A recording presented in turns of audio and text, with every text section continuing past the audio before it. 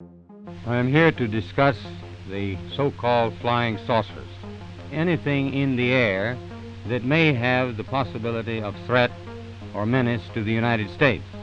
Generations of Americans have reported seeing objects in the sky that they could not explain.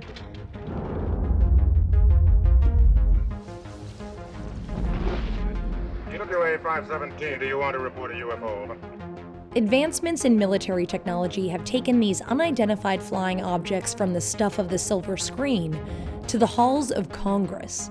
In June, the U.S. intelligence community issued a report on unidentified aerial phenomena, better known to many of us as UFOs. There were so many of these things, there were so many sightings off the East Coast, they were concerned simply about mid-air collisions. They were posting warnings at naval air bases, alerting the pilots to that possibility. That's how commonplace this was. That's how much of this activity was going on. This was a validation that you need in the government to justify resources and action. I was thrilled that there was a report.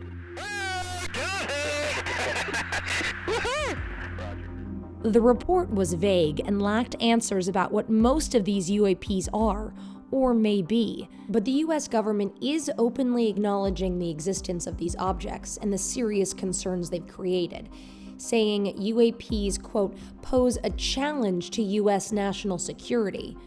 But how? We're seeing objects that fly with impunity within our restricted airspace. This is a national security issue until we determine origin and intent. Filmmaker Jeremy Corbell has been researching UFOs for years. He obtained and released several videos of UAPs in the last year that were filmed by military personnel and verified by the Department of Defense and eyewitness accounts. I have been releasing footage where UFOs are swarming Navy warships, which sometime they move in ways that are far beyond our concepts of material science and our known propulsion. What was splashed? Splashed. Mark bearing and range. I don't know who's building it, who's got the technology, who's got the brains, but there's something out there that was better than our airplane. The baffling thing about this propulsion is there's no combustion involved. Everything we use and have, whether it's jet or propeller or rocket or missile, involves some kind of explosive fuel that's being mixed with oxygen to create a chemical reaction. That does not appear to be happening at all. There's no air intake, there's no exhaust, and they're able to move at hundreds of miles an hour without any obvious source of propulsion. The intelligence report states that many of the UAP sightings, quote, tended to cluster around U.S. training and testing grounds.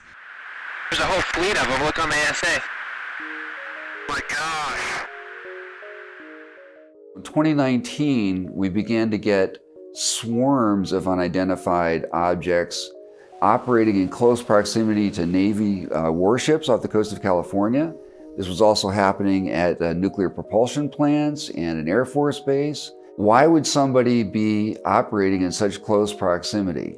Well, one theory is they were trying to provoke us and see how our air defense systems work and operate. Have we seen any deliberate hostile acts? Not necessarily, but have we seen the ability to disable some of our nuclear technology? Yes, we have, and so that's problematic. Lou Elizondo worked for the Pentagon in defense intelligence and counterterrorism operations. Some pilots have reported some sort of what appears to be jamming attempt on our radar systems. But we have to ask ourselves, is it really active jamming that is going on, deliberately trying to spoof us? Or are we dealing with the technology by the mere fact that this technology exists, this advanced technology, we may be receiving some sort of distortion to our own systems. The Pentagon said in a statement after the report's release that it plans to formalize the study of UFOs going forward. We desperately need more information. Now that we're recognizing finally that this is really happening, and we're asking the pilots and the fleets and so forth to submit data instead of smothering it. The methodology of the propulsion and the power sources are game-changing for any nation that can start to even begin to understand the technology that is observed and represented.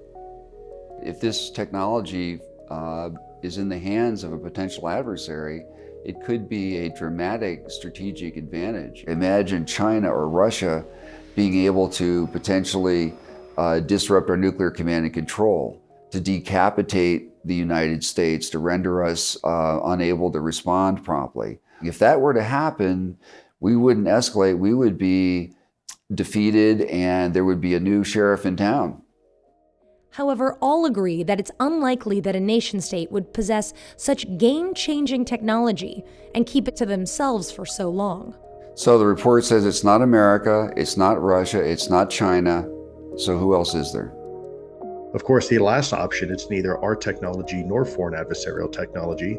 It's something else, or what in the report is referred to as quote-unquote other category.